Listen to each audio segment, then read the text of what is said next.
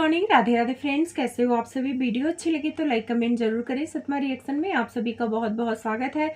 आखिर भंजना ने अपना मुंह खोला और सच्चाई बताई अपनी सास की कि किसकी वजह से उसकी मम्मी यहाँ पर नहीं आई हैं। साथ में आंटी ने छोटे बेटे को बोला है कि तुम घर से निकल जाओ और तुम बड़े बेटे की पटीदारी करते हो, जगत भैया जैसा ही हर काम करना चाहते हो। जगत भैया मेरे लिए इम्पोर्टेंट है, मैं अपने बड़े बेटे के लिए कुछ भी नियम बनाऊं, तुमसे क्या लेना देना है। बहुत सारी बातें हैं। अगर आप चैनल पे नए हैं तो प्लीज सब्सक्राइब कर लें। वीडियो अगर आपको अच्छी लगती है तो लाइक कमेंट जरूर करें। देखती हूँ कि कितने लोग लाइक करते हैं, कितने लोग मुझे प्यार करते हैं और कितने लोग कम प्यार करते हैं, वो लाइक नहीं करेंगे। सबसे पहले शुरुआत आज मैं इस घर की मुखिया से नहीं करूंगी, आज छोटे नवाब के वीडियो से करूंगी। तो छोटे नवाब ने अपने वीडियो में वो बातें क्लियर कर दी हैं। ये सवाल आंटी के भी वीडियो में कमेंट में आ रहा था, हम लोगों के भी कमेंट में ये सवाल आ रहे थे कि आखिर छोटी बहू की मम्मी क्यों नहीं आई दोबारा उस बच्ची से मिलने, ना कोई गिफ्ट देके गई और ना दोबारा मिलने आई। ये सवाल बहुत ज्यादा उठ रहे थे और ये सवाल तब ज्यादा उठने लगे जब आंटी ने गिफ्ट का मुद्दा बना दिया कि मेरे वीडियो के नीचे लोग कमेंट पूछते हैं कि भंजना की मम्मी ने क्या गिफ्ट दिया, तो जाके भंजना से पूछो क्या गिफ्ट दिया है, मुझे नहीं पता है। तो ये गिफ्ट वाला जो बात थी आंटी ने जानबूझ के हाईलाइट किया था, क्योंकि आंटी के मन में था कि वहां से गिफ्ट नहीं आया है और मैंने तो 51,000 दे भी दिया है और नानी ने कोई गिफ्ट नहीं दिया है, तब भी नानी को कोई ट्रोल नहीं कर रहा है और मुझे छोटी छोटी बातों पे लोग कहने आ जाते हैं। आंटी शायद भूल गई हैं कि जो दादी का अधिकार होता है वो नानी का कम होता है। अगर नानी नहीं भी करेंगे तो कोई कहने नहीं आएगा, लेकिन अगर दादी नहीं करेंगी तो सब कोई कहने आएगा।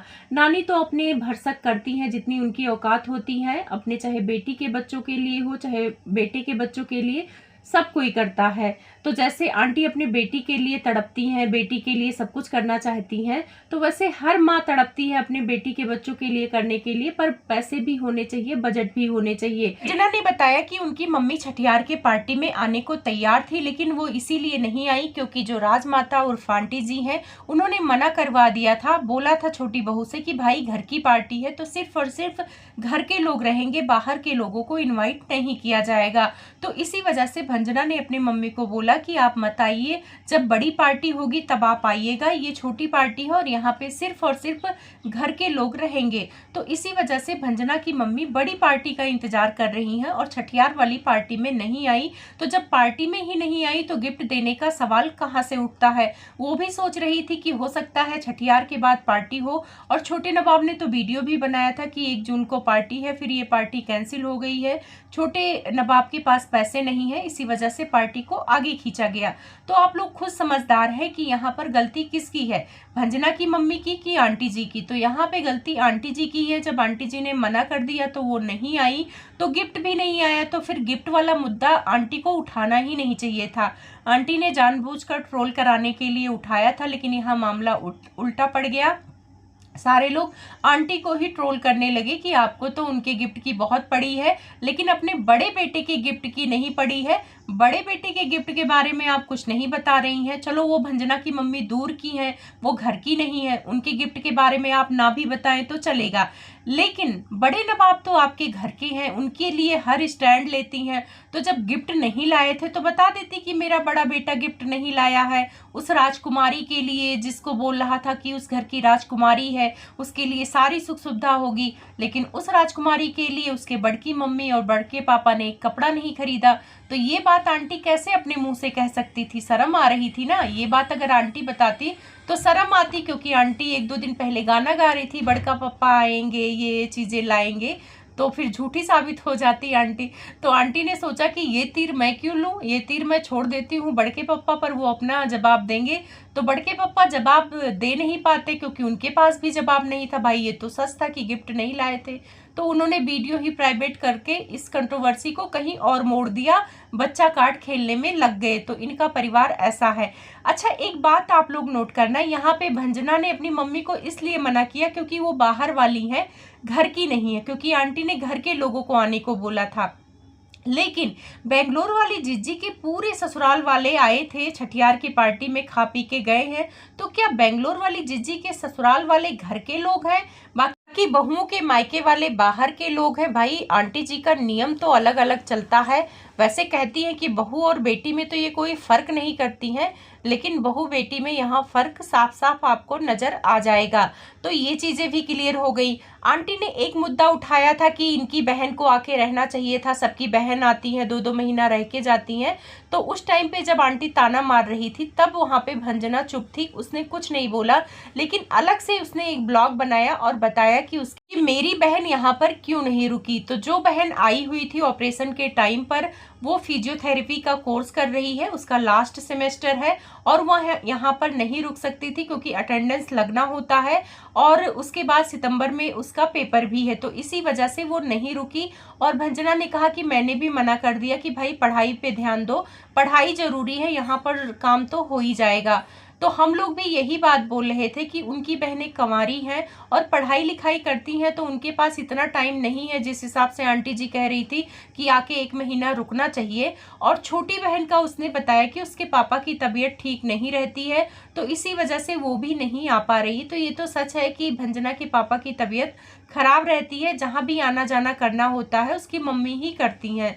तो यहाँ पे सारी चीजें क्लियर हो गई हैं। और क्या ये बात आंटी को नहीं पता होगी? आंटी को बहुत अच्छे से पता होगी कि उसकी बहनें पढ़ाई कर रही हैं। अब भी आंटी ने ब्लॉग चलाने के लिए कुछ ना कुछ कंट्रोवर्सी वाली चीजें डालने के लिए ये सारे मुद्दे उठाए थे। अब आंटी को तो खुद ही पता होगा कि उनकी जो सेलिब्रिटी बहू है वो भी फिजियोथेरेपी का कोर्स कर रही थी और फिजियोथेरेपी के कोर्स के चक्कर में आंटी का ऑपरेशन हो रहा था गोरखपुर में, तब भी उन्होंने नहीं रुका। उन्होंने कहा कि भाई मेरी पढ़ाई इंपॉर्टेंट है और मैं यहाँ से जा रही हूँ और मुझे पढ़ाई देखना है, अटेंडेंस देखना है, अटेंडेंस नहीं लगेगा तो मैं पेपर नहीं दे पाऊंगी। तो आंटी जी, जब आपकी बड़की बहुरिया आपको छोड़कर जा सकती हैं तो वो तो भंजना की बहन है, वो तो पढ़ाई कर रही है, उसकी तो शादी भी नहीं हुई है और उसको भी पता है कि भंजना के ससुराल वाले हैं काफी ना उसका देखभाल करने के लिए। लेकिन आपकी तो बहुरिया एक ही थी, दूसरी बहुरिया आई भी नहीं थी। तो उस एक बहुरिया ने भी आपके ऑपरेशन के टाइम पर साथ इसीलिए नहीं दिया क्योंकि उसको पढ़ाई करनी थी, उसको साथ से ज्यादा अपनी पढ़ाई इंपॉर्टेंट लगी थी, तो इसीलिए वो वहां से निकल गई। लेकिन बड़ी दुख की बात है आंटी की आपके सेवा भी नहीं की और आपकी बहुरिया पढ़ाई भी नहीं की। उस टाइम पे आपके बहुरिया रुक भी सकती थी क्योंकि फर्स्ट सेमेस्टर था और भंजना की बहन का तो लास्ट सेमेस्टर है, वो तो पढ़ाई कंप्लीट कर रही है। लेकिन आपकी बहुरिया पहले सेमेस्टर में रुकने को तैयार नहीं है। भंजना की बहन का तो लास्ट सेमेस्टर था, तो आंटी वो तो रुक ही नहीं सकती थी। और जब आप जानती हैं कि वो कोर्स कर रही है फिजियोथेरेपी का, तो आपको तो रोकना ही नहीं चाहिए था, आपको तो इस बात का मुद्दा बनाना ही नहीं चाहिए था। और अगर मुद्दा बनाना है तो बेंगलोर वाली जिज्जी को रोकना चाहिए था। अक्सर भाभी का जो करती हैं ननद करती हैं, और ननद तो पास में मौजूद है। ननद ने तो सिर्फ एक रात हॉस्पिटल में गुजारा था, 2-3 दिन अपना छठियार उठियार करके यहाँ से निकल गई ससुराल। वैसे ना भी जाती वो ससुराल, क्योंकि देखा गया है बेंगलोर वाली जिज्जी बहुत ज़्यादा टाइम तक तो ससुराल रहती भी नहीं है। आंटी 2-4 दिन के लिए जाती हैं और 2-4 दिन के लिए तब जाती हैं जब भाइयों से लड़ाई होती है, तब वो ससुराल भाग जाती हैं। ऐसे तो मैं जब से ब्लॉग देख रही हूँ वो ससुराल नहीं रहती हैं, ज़्यादातर वो मायके ही रहती हैं। जब भी बेंगलोर से आती हैं तो मायके 2-4 दिन के लिए वो घूमने नहीं आती हैं, वो 1-2 महीना यहाँ पर रहती हैं और 2-4 दिन के लिए ससुराल जाती हैं। लेकिन इस बार ससुराल में है क्योंकि उनको टिकट भी नहीं मिल रहा है।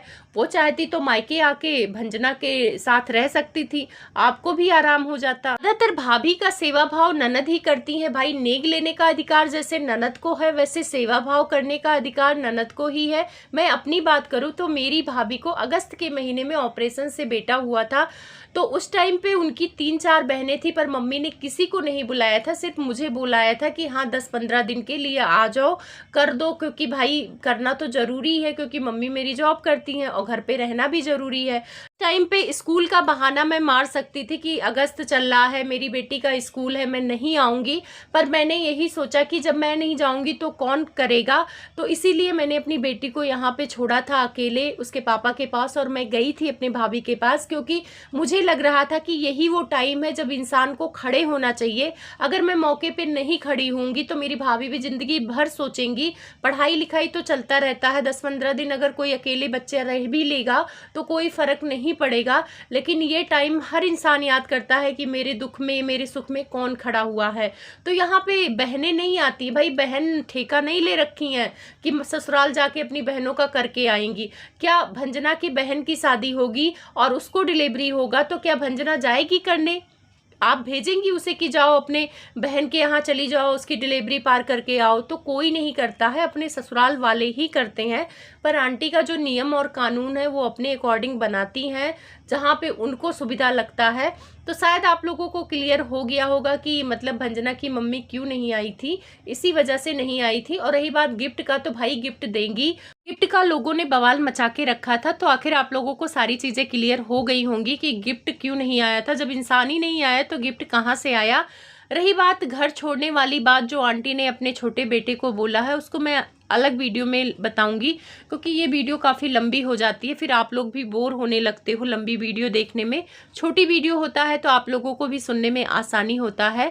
तो आप लोग वीडियो देखा करो, तो कमेंट जरूर कर दिया करो। कमेंट में ये होता है ना कि मैं आपको जानती हूँ, जानने लगती हूँ। जैसे जो लोग कमेंट करते हैं ना, उनको ये होता है कि मैं इनको पहचानती हूँ। तो वीडियो तो वैसे आप सारे देखते हो, तो कुछ नहीं लिखने का मन करता है वीडियो से रिलेटेड, तो एक दिल ही भेज दिया करो, पर आप लोग कमेंट कर दिया करो।